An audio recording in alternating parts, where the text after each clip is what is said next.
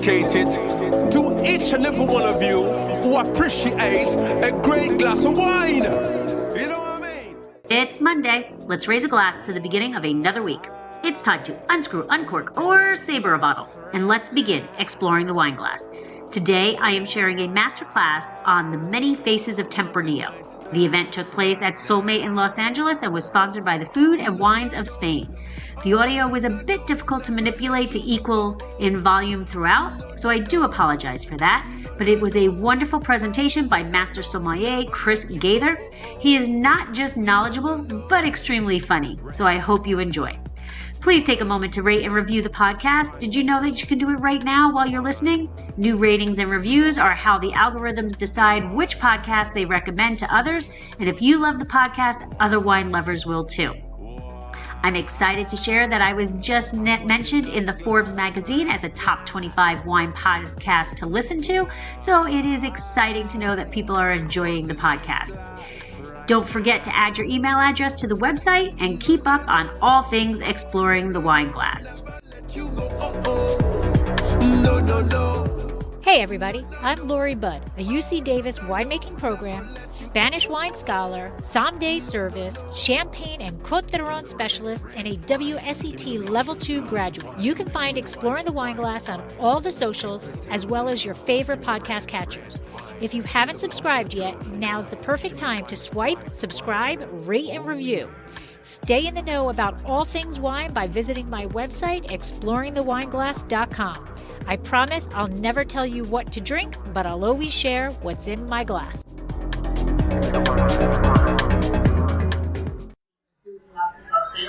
Enthusiastic in there with my dear friend Eduardo. We are now going to move into our second master class, which is one that we are entitling appropriately the many faces of Tempranillo. We talked a little bit about Tempranillo this morning, aka the País, the Toro, Sentinel, and a number of other things, but now you're going to get all of the real solid information there.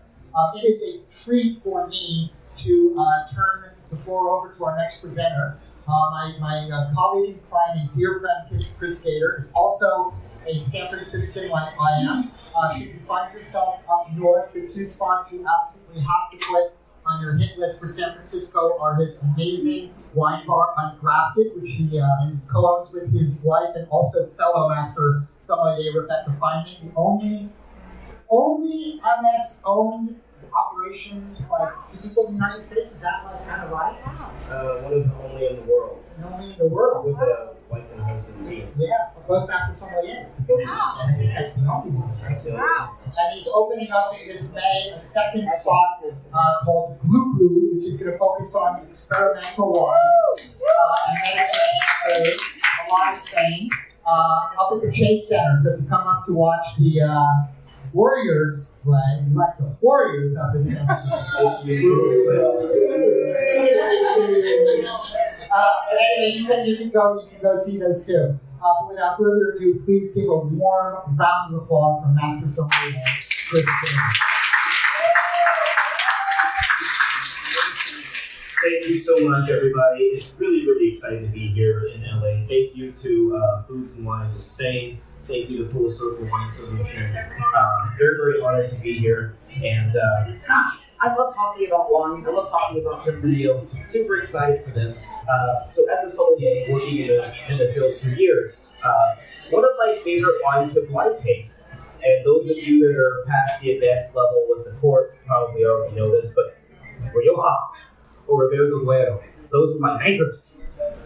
And I mastered being able to identify the characteristics in those wines. We're going to talk a little bit about that today. And we'll talk about some of the markers while we taste through the wines. But without further ado, we're going to go ahead and get started talking about Tempranillo. This is a really, really awesome grape, and this is the star of Spanish grapes. This is the most planted red grape in Spain, one of 5 most planted grapes in the world.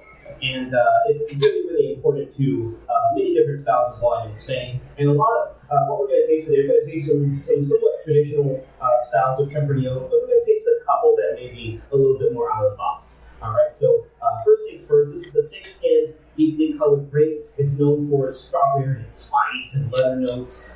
People even say soy sauce and hoisin, depending on the age. This is found in the great reds of Rioja, Ribera del Duero, Toro, and wines in Castilla-La Mancha.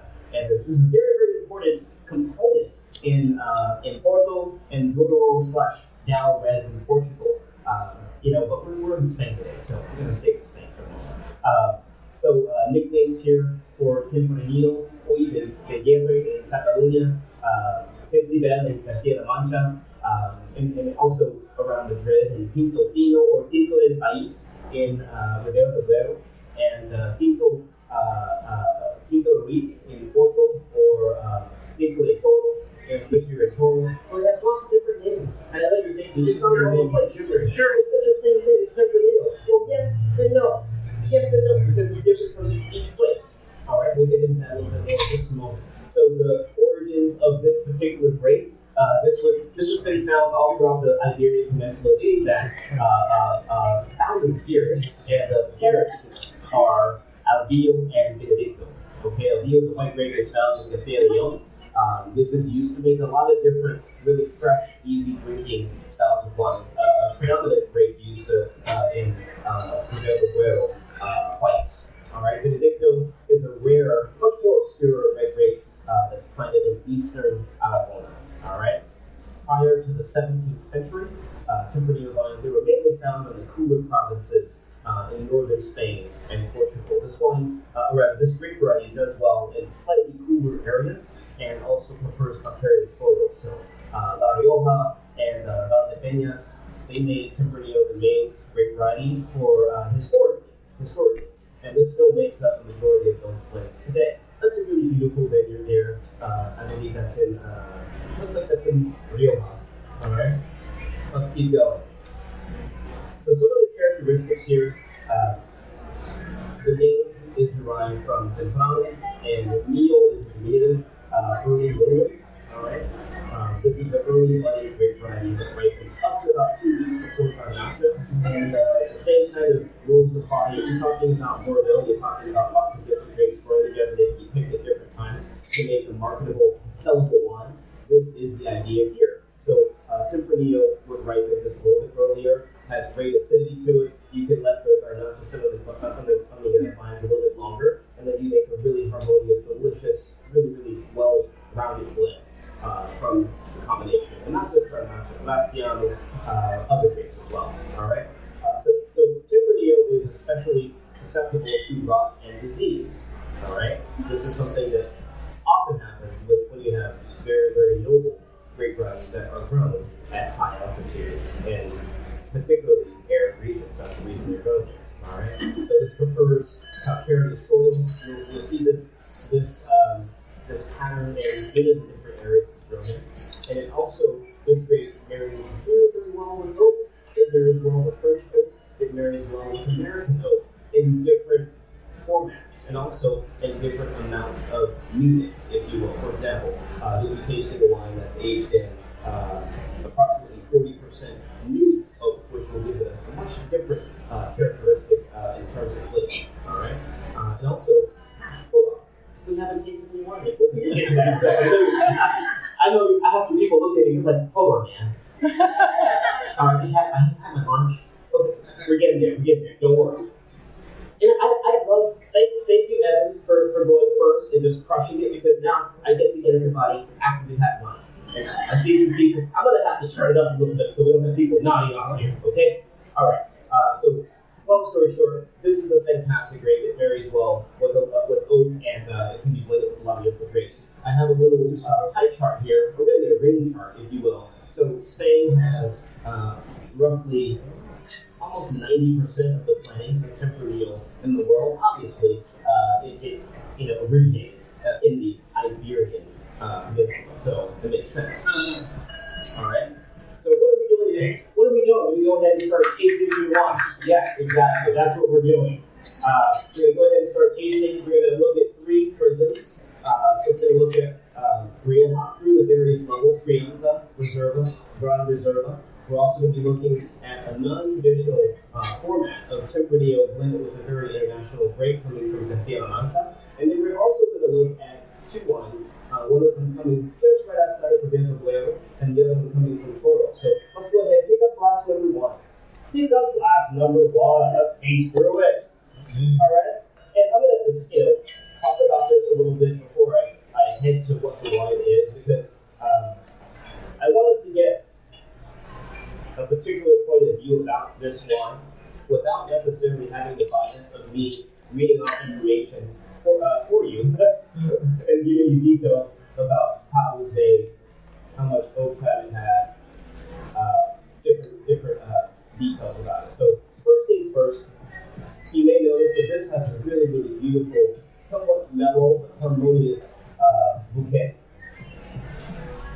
It definitely has some oak influence. You'll notice that's one of the defining characteristics, one of them, in all of these wines. And on top of that, it has a little bit of a reserve quality. All right.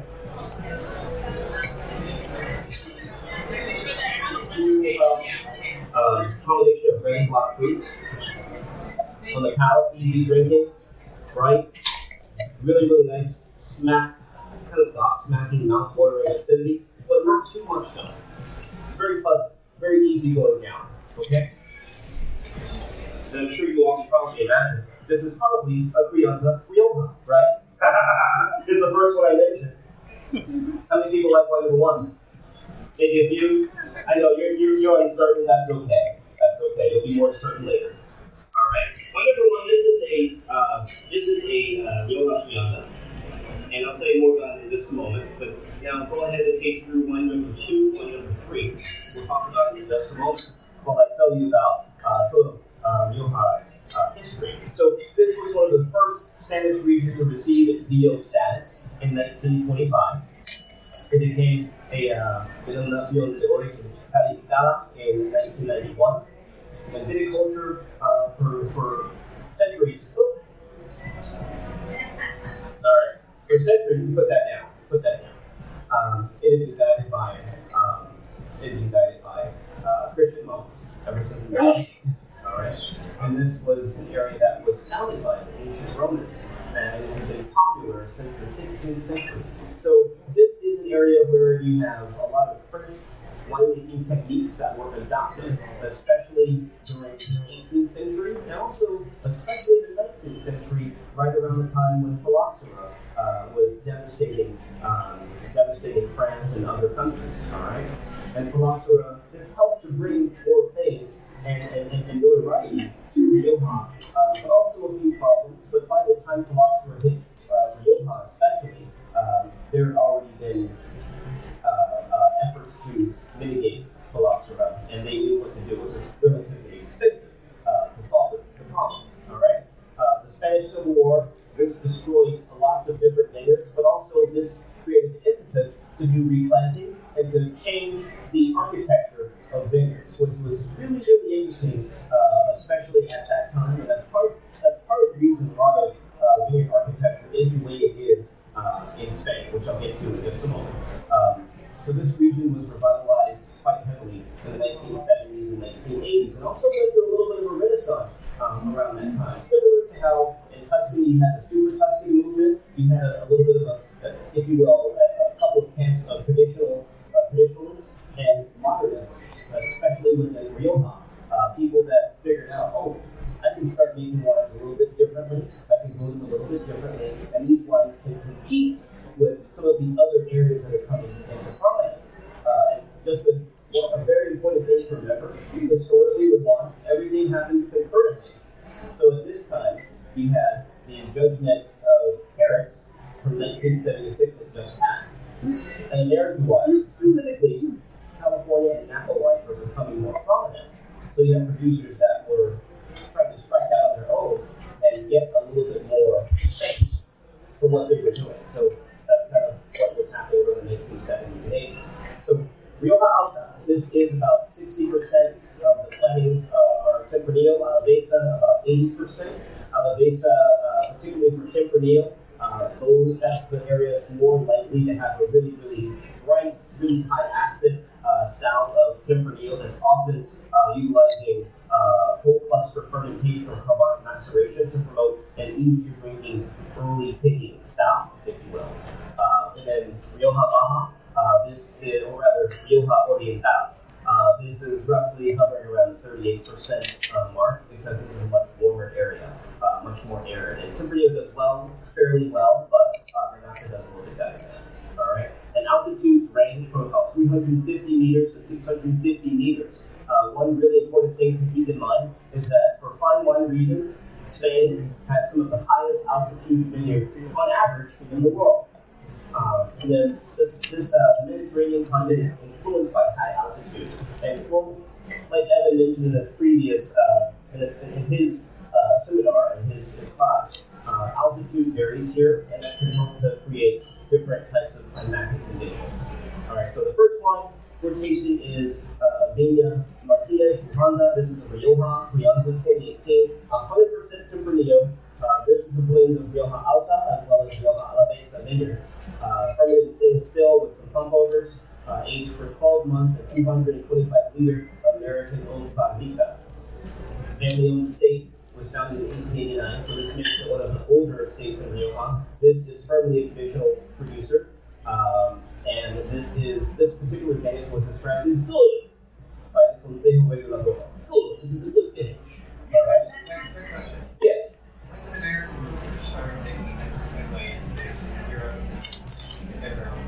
That's a fantastic question. When American coopers start to make headway into Europe to get their barrels there, American coopers were making headway into Europe since the late 1800s, early 1900s, and they took more steam during the right after the 1960s and 70s. You had a lot more happening. Very, very good question. All right, and again, heading back to talking about how things are concurrent, when you have a lot of producers that are vying for more fame, more notoriety, and they're trying to promote the region. For example, when you have producers in Rioja that are not traditionalists, that are more modern, and they're trying to promote their region, they're probably going to use a combination of French and American oak. And on top of that, they're looking at other areas for inspiration in terms of how they're going to make the wines, which in turn will influence some of these other regions. So that's part of the reason why you have a lot of producers from, let's say, for example, making Cabernet blends, making Bordeaux style blends from not just Napa, but Washington State, people in Australia that are spending a lot of money to get this European oak so they can make wine and compete with some of these other areas. Really, really fascinating, especially when you read history like that. All right, wine number 2. Let's go ahead and taste through this one. I'll tell you what this one is. This is a Rioja Reserva. 2015. This was described as a very, very good vintage by the Consejo Regulador. Again, 100% Tempranillo. This is predominantly Alavesa. So taste this against wine number 1, and you'll notice that the acidity levels may be a little bit different in terms of how you perceive them. This is aged 18 months and partial new French oak. What do you think that means? You have a producer of Rioja using a little bit more French oak. They don't use any American oak. I thought I read about that in the books. I thought that I read about Tempranillo producers in Rioja, producers in Rioja using mainly American oak for aging their wines. This means that this is a more modern style. All right. So this is from the Familia Torres Altos Ibéricos, which is a very, very well-known winemaking family within Rioja, but they have interests outside of Rioja. They have interests all over Spain, and they make lots of different wines. And this is a slightly new project that they're heralding. All right. So this is a little bit more innovative and more modern in style. You can taste the difference between the two, especially when you pay attention to mouthfeel. It feels a little bit different. All right, go ahead and taste wine number 3, everybody. Got a question?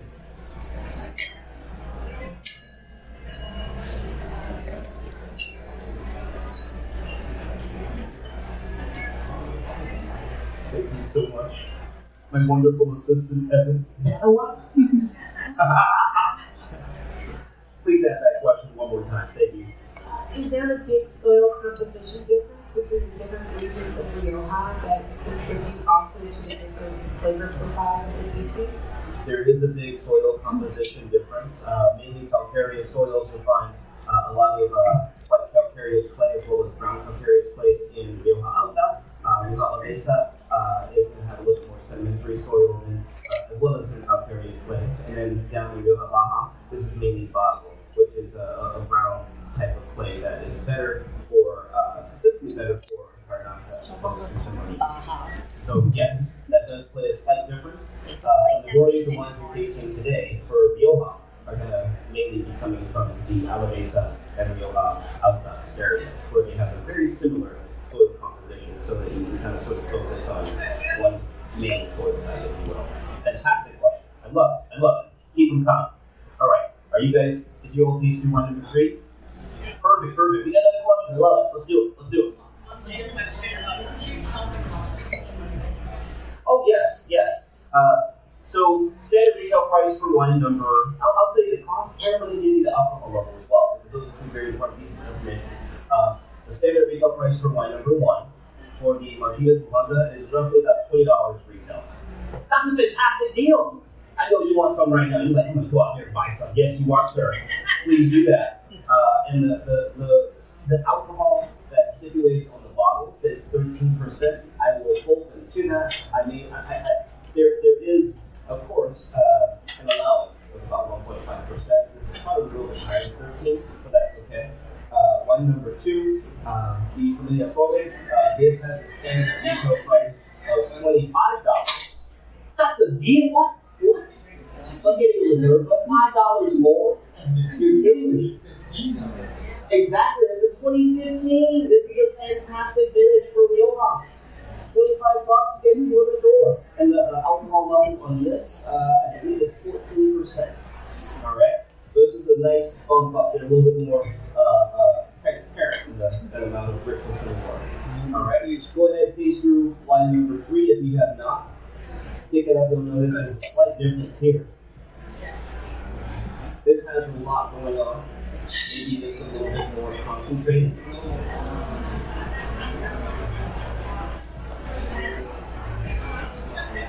Oh, that's so good. This is one of my favorite Riojas to blind taste. And the reason why is because I bought a lot of it, and I would just pop it open, and I would just drink it, and then I would blind taste it later, as a form of soft practice. I know. It's great.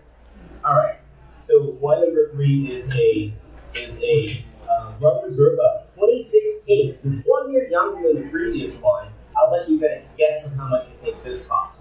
So this is coming from Marquez and Vizcaya, one of the oldest producers in Rioja, one of them. And this is the majority Tempranillo.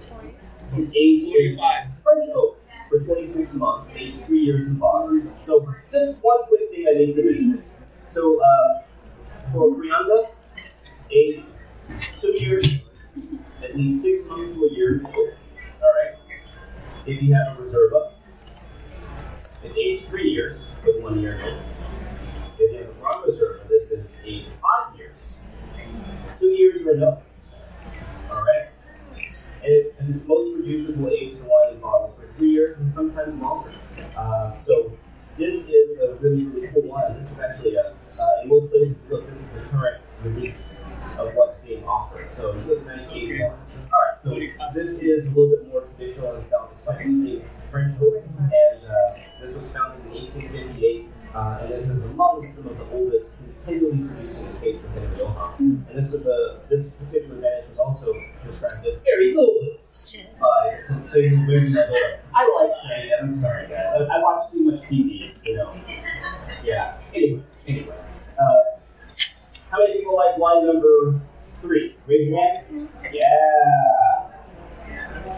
You guys didn't realize I flipped the script a little bit. I lied to you. I said I was going to have you taste them first and tell me if you liked them, and then I told you about this one first, and then I asked you if you liked it. You were like, oh yeah, I like it. Thank you very much. Oh, thank you very much. Perfect. So the thing about Rum Reserva, the whole idea behind this is the custom, especially with Rioja, is that they're going to age the wine for you. They're going to age the wine, you release it when it's ready to drink. So wine number 1 was pleasing, easy drinking, This is something I would put on the dinner table, and maybe this would be an appetizer style ryoha, if you know what I'm saying. I'm having light conversations with friends. We're not getting into anything too deep. We got some snacks on the table. Maybe we have some mahon cheese or something along those lines. Maybe idiazabal. No. We have some mahon. We have some younger mahon cheese. And that's beautiful. It's pretty. Wine number 2, we're getting a little bit more serious. This is the wine I would bring to a friend's house that I don't know that well. No, I'm just being real about it. I spent $25 on it, and it's delicious. And it's like, it has something for everybody. Thank you. All right? And then wine number 3, if I know that you like real wine, I know you like drinking wine that has a little bit more substance to it, that's what I'm bringing over to your house. Especially when you invited me, and I'm your friend, and you know me well. And you're like, Chris, come over for dinner, and then we're going to have some hamon iberico along with some idiazabal. We're going to have this, and we're going to have some nice lively conversation talking about deep subjects. All right? Pretty cool. Price point on number 3, $50. Gets you at the door. All right. And this varies depending on who you're buying from as a retail, but it's around the $50 mark, if you will. All right. So we jumped up pretty substantially there, right? Pretty substantially. But we're also dealing with a very, this is the most famous of the 3. This is the most famous, best known producer of the 3. All right. You guys ready to jump into something different? Let's talk about Vino de la Tierra, coming from Castilla-La Mancha. So, the Vino de la Tierra, this covers all the territory within the autonomía of Castilla-La Mancha, and this is a continental climate with extreme lack of rainfall. In fact, this is the area where you have so much Tempranillo being grown, and it's all grown bush train vines, and they're all separated by about 8 feet. And they do this because there's very low rainfall. The vines are made dry farm, and they produce really exceptional fruit that is used all throughout Spain, but also, can I say this? Talking about Spanish wine, it's also imported into France to be used for Banque de France blend. I said the F word. I want to stop. I'm done. Okay, let's focus back on this. All right. So this particular area, this sits on the elevated meseta at high altitude again. I keep mentioning that. So the altitude here is just a little bit lower, and I'm talking just a few hundred feet lower than the altitude that you'll find within Ribera Duero as well as Rioja. All right. So Ribera Duero is much higher. This is just a touch lower. Cincibel is the local name for Tempranillo here. And then this is where you have, this is very productive region, but it just recently got famous for its quality. And again, the reason why is because a lot of the grapes that were being grown here were being used to transport to other places and bulk up other places. A lot of the grapes were also used for distillation as well. And so there were some really cool, really tiny producers that started setting up shop here and making Vino de Pavo, which is a very elevated status denomination of Spanish wine. And there's a handful of them all around Castilla-La Mancha making awesome wines. You can rarely find them because they're made in really small quantities. And this took place between the 1990s and the mid to late 2000s is when all of this was happening. Really cool stuff. All right. So let's taste through this. I'm going to tell you what this is. Blend number 4. This is a blend of 70% Tempranillo, 30% Petit Verdot. This is very out of the box. And this is a style of Tempranillo, if you will, that's made to compete with a lot of other wines coming out of the New World. This is a very accessible style. And this is coming from the Vineyard de Culto. This is the Lovicia Single Vineyard, 2021. Nice and young. Wow, this smells very different from wine 1, 2, and 3, right?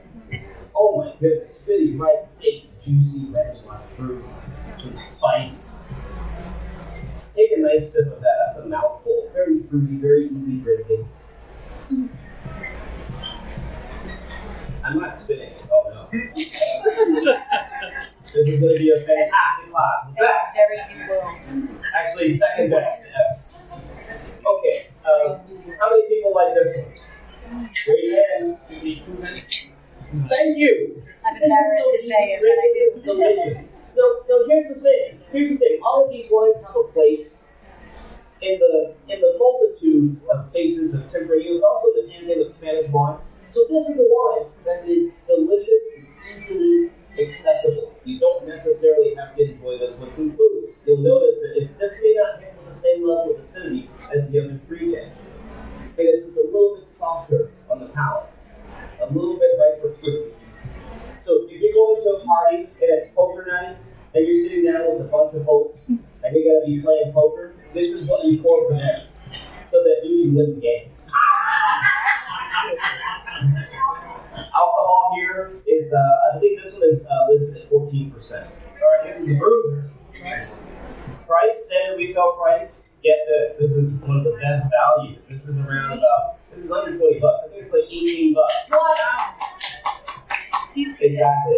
Exactly. So this is a really awesome wine that has a lot of international appeal. You can pour this up against Australian Shiraz. You can pour it against an Argentine Malbec, against a Chilean Cabernet, against a Napa Cabernet.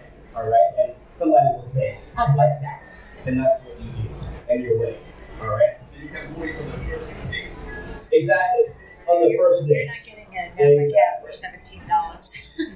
If you're getting me though, I'll pick something else. Sorry, I'm taking We're going to see if you can keep going. Don't you tell me back. Next one. All right, let's go ahead and jump into wine number 5. Oh my God, I gotta hurry up. All right, go ahead and jump into wine number 5. All right, take a few sips.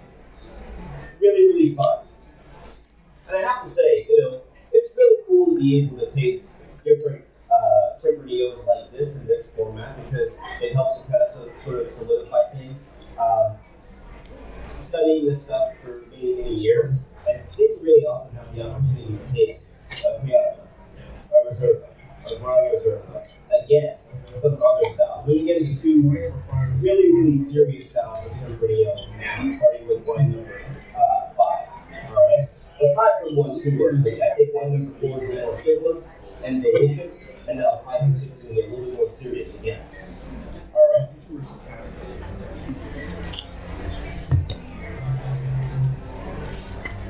This one is very concentrated. Did you notice a little bit of a shift? You know, you go to a party and you're chatting with a friend, and suddenly you're getting into and you're having a couple of drinks with your friend and you're chatting, and all of a sudden the music gets better, everything comes into focus. You go to the bathroom, you're like, I'm so beautiful. Something just happened. Something happened. I don't know what it was. All right. Wine number 5 is doing that for me. How many people like wine number 5 before I tell you what it is? There we go. Okay, perfect. This is really cool. This has some concentration. This has some verb. All right. So this is coming from the Barrel Barrel. I'm going to jump back into what it is in just a moment. I'm going to tell you a little bit about where it's coming from. This is coming from the area of Castilla y León, and this is situated on the higher part of the elevated Meseta Central. What does higher part mean? It means we're averaging about roughly 800 or more meters, which is roughly about 2,400 feet in elevation. All right, and then this is a dramatic continental climate where you got blistering hot summers. It's ridiculous. It's so unbearable. Then you got really, really cold winters, and in between, you get a fantastic growing season that promotes really nice ripeness of Tempranillo. And most producers are using a really high percentage of it. So monastic influence is really prevalent here, particularly. It helps to promote quality in the vineyards. Vega Sicilia came in, Don Eloy y La Canda de Chavez founded Vega Sicilia back in 1864. This winery became so famous, and for many years, after the 1800s, into the 1900s, it was considered one of the best wines coming out of Spain. And it was developed right over here. Okay? And in 1972, you fast forward a few years, and after Spain was recovering from General Francisco Franco and all of the different things and getting into democracy, then you had in 1972, Alejandro Fernandez founded Pesquera, which also helped to establish the region even more. All right? So they established deal status in 1982, and went from about 24 wineries to over 300 of humongous amount of development in this region. All right, really, really awesome. So that is Ribera Duero located Castilla y León. All right. Thank you. Thank you. That's very, very kind of George. I am extremely passionate about Spanish wine, but also passionate about history of wine. And this is a really, really awesome region that deserves more attention. So this producer that you tasted here, this is Bodegas Mago. This was founded by the former winemaker Mariano Garcia from Vega, Sicily. He was the winemaker there for 40 years, and he established this winery in 1980. Really, really cool. 90% Tempranillo blended with some Cabernet Sauvignon and Syrah, and aged 15 months in a combination of French and American oak, different sizes. So this is organic and dynamically grown. And on top of that, this spiritually represents Ribera Duero. They set up the winery. And I was doing some research into this to try to find out the reasons why. Because you would think to yourself, hold on. This is, you can't really see the bottle. This is a Vino de la Tierra de Castilla y León, which is a very, it's a very relaxed designation. This is Vino de la Tierra, which is a little bit lower level designation. It's not a DO. So hold on, you mean to tell me you worked at Vega, Sicily for all these years, did all this stuff, and now you're going to set up a winery outside of Ribera Duero? What are you doing? Well, think about it like this. He did that. He's been there, done that. I don't think that they wanted this particular winery, this project, to be measured so closely to Vega, Sicily. So think about that. So they're located just west of Ribera Duero, and I kid you not, this is only a few kilometers west, just outside of the area called Puebla del Duero. All right, just on the banks of the Duero River. And this, again, this spiritually represents Ribera del Duero. It represents that commitment to excellence, but at the same time, slightly different. Very, very concentrated style, very chiseled. And this is the most expensive wine. Anybody want to guess? 60. $70. Wow. That's a great one. That's a nice one. No, it's not $70. It's only $55, guys. Winning. Go out and get this if you can find it. It's delicious. Ooh. Yeah, that's good. I gotta slow down. Drink some water. Okay. Alright, let's talk about, how do you guys like this one? Let's talk about Toro, because this is also within Castilla y León, and this is located just west of Ribera del Duero. It's right smack down.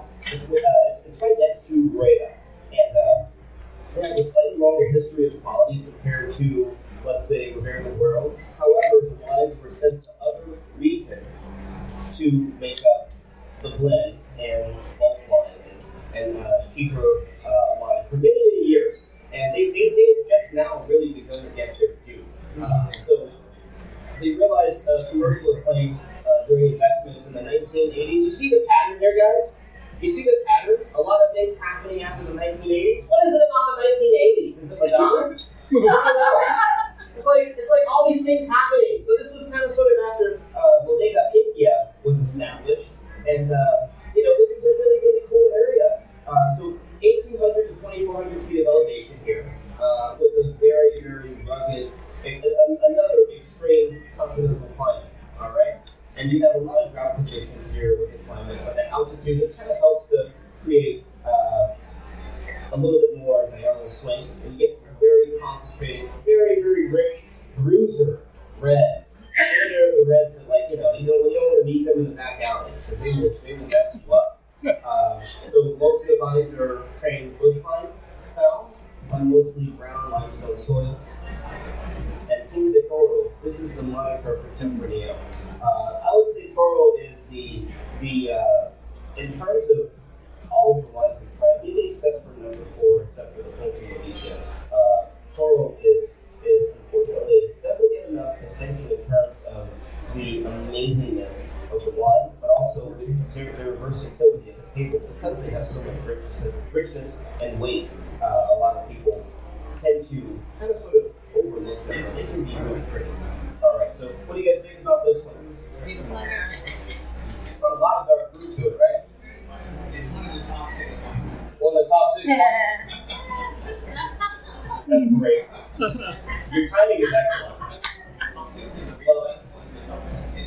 What's different about this versus wine number 5? Very complex. What else? Tannins. More tannins. More weight. Yes. Yeah? Oh, yeah. Wow. That is concentrated. Good God. This is the one you really need to throw and need to read. So after this, just save your glass. Take your glass with you and go out there. If there's a little food left, you got to fight with the crowd for it. But you can get some delicious ham. And I forgot to mention this. There's a little commercial in the middle. On the back of your tags, there is a really awesome sheet for the blind tasting challenge. After this, I encourage everybody to go to the blind tasting station that's just over here to the right at the bar and blind taste the wine because there's $200 on the line. Oh, that's right. Say what? I'm not going to the blind tasting table because I want all of you to get a fair chance. Yeah. But I need Perfect. So, no, seriously, I highly recommend it. Go there, blind taste the wine. It's over there. You're going to have a lot of fun with it. After this, you're having fun now, I hope. Is everybody having fun? Having some fun? Yes. Have to give the compliments there. Okay. All right. Wine number 6 is Dracaena Numantia. This is a Toro 2017, 100% Pica de Toro, 100% D-stem, aged in 60% new French and American oak, about 40% is second-use barrels. And this was done for 18 months, and the vines average between 50 and 100 years of age. How do you do that with your vine? Where you're like, I'm just going to let it stay out. If you're a winemaker, or rather, if you're a grape grower, you want your vine to be relatively productive. Because you want to be able to make a good amount of wine that you can then sell. So when you think about people having vines that are over 50 years old, you think to yourself, what? Because the resulting fruit can be way more concentrated, way more nuanced. Alright? But also, particularly in this area, because it is so drought prone, you have to have older vines that can weather the very, very extreme weather. Alright? Or rather, extreme climate. So this was established by the Egrin family based in Rioja in 1998. And this is a relatively new project. Alright? It was purchased by LVMH in 2008. Wow. What are you talking about? What am I doing on that? Hold on. Okay. So here's the thing. When you talk to me about producing wine, and you say, what's your favorite? For the most part, I'm always going to talk about the smaller producers because I love being the underdog. I was an underdog. I love promoting the underdogs. But keep this in mind, very important in terms of the context of what we're talking about. You need giants like LVMH to invest in specific areas to help promote that area. So you have the little guy standing next to the Meglia, for example. What's the name of Emilio Moro? Alright? You need smaller people there next to the big guys, and they can promote their wines. And the reason why people are listening to them and giving them the time of day is because you got wines like this. Alright? So it's very important in the context of the development of this region. You gotta have that. Alright? So their production is relatively small, 6,000 cases, which is about the amount that you would expect from, let's say, a relatively well-known producer in Napa Valley making Cabernet Sauvignon. However, in Napa Valley, they don't ship their wines all over the world and share between 25, 30 different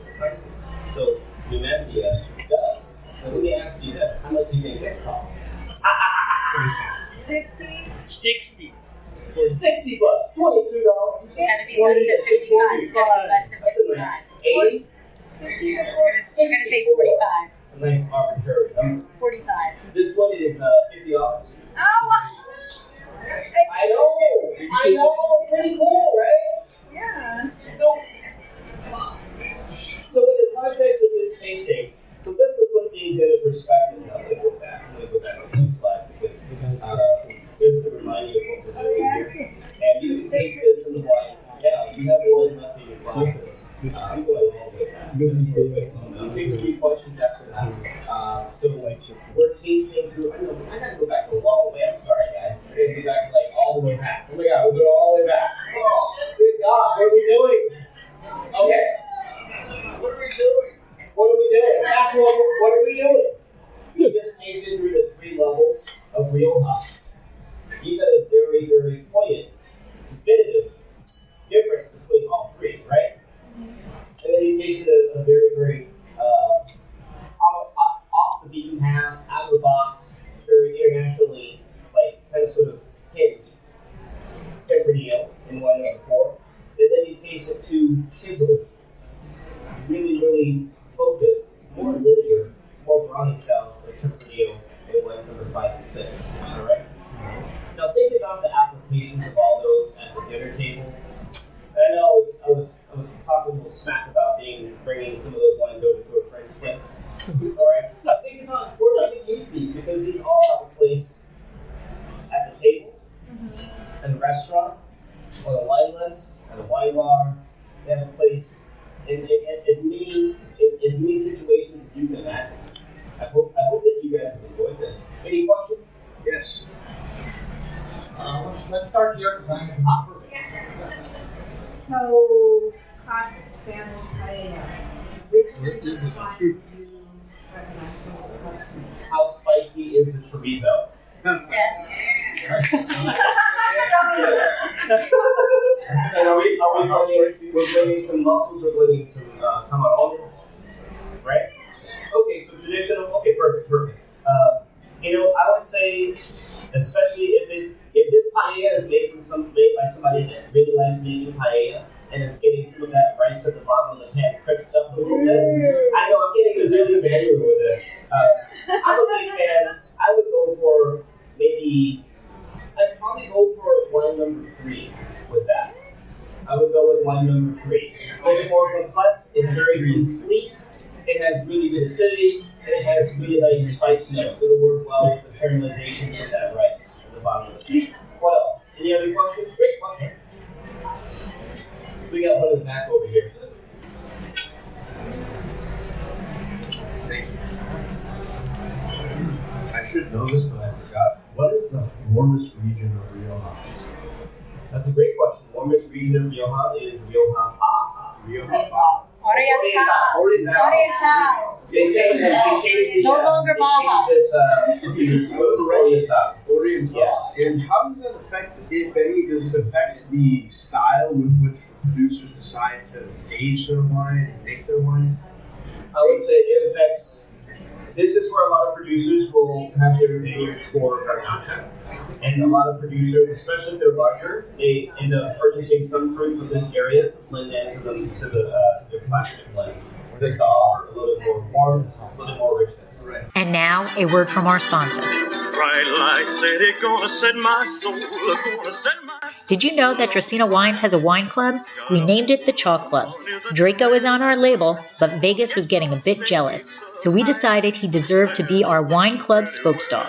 In Las Vegas, betting chalk means that you are betting on all of the favorites, and we're gambling that once you taste our wines, we will become one of your favorite wineries. The club is simple, yet a bit different than most. We don't ask for a lot of commitment like others do. Choose between 3 tiers. The Sweet 16, where you'll receive 3 bottles twice a year and get 25% off all orders. Sign up for the Elite 8 and get 30% off all orders and receive 4 bottles twice a year. Or make it to the Final 4 and receive 6 bottles twice a year, as well as receiving 35% off all purchases. All tiers receive discounted shipping, are customizable, and are eligible for unlimited referral bonuses. Add $15 to your bank for each person you refer. Head to www.dracaenawines.com or the link in the show notes to find out all the Chalk Club has to offer and to sign up. We've stocked the odds so that you can get our award-winning wines without breaking the bank. You are special, you're very, very special. This has been another episode of Exploring the Wine Glass. Thanks for listening. If you have suggestions on what topics you would like me to discuss, please reach out on social media. You can find me on Twitter, Instagram, and Facebook as Exploring the Wine Glass. I am also on LinkedIn as Lori Hoyt Budd. Of course, you can always email me at exploringthewineglass@gmail.com and sign up for my newsletter at exploringthewineglass.com. If you enjoyed what you heard, please rate, review, and subscribe to help others find me more easily. And most importantly, tell your wine-loving friends, because if you like the podcast, they will too. Podcast music is Wine by Kevins. Until next week, slancha. No, never let you walk. I want to last glass right now.